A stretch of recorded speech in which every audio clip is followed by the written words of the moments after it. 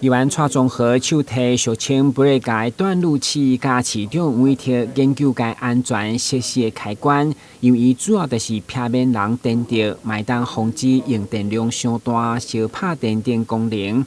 不过议员质疑的是，伫110年安平顶济区域 LED 路顶全面换装这款布雷界，结果唔免工具地当切换。烦恼已经是路边的杀手，要求全面查验，安全第一。这台白色的根本就不用工具，而且连盒子都没有，它就是一个像冷气的遥控器一样，开关、开关、开关，只是外面一个塑胶套而已。对，所以这是一个很大的缺失。好，市长。那根据 CNS 这样规定写的清清楚楚，我们看上面的内容也写说用工具才能切换。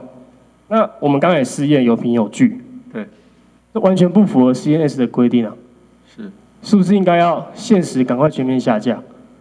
您的是说我们现在的路灯装设的断路器，只要是装设这颗断路器的，是不是应该要赶快做更换？是，如果说它使用不符合 CNS 的标准，因为当初招标规范里面应该会有所规范。如果它这边它这个不符合招标规范的话，我们是可以做一些依照合约可以做一些处置的。会中议员进一步质疑，该布雷加保护额度就2.5 kA， 加国家标准规定的10 kA 有真大落差。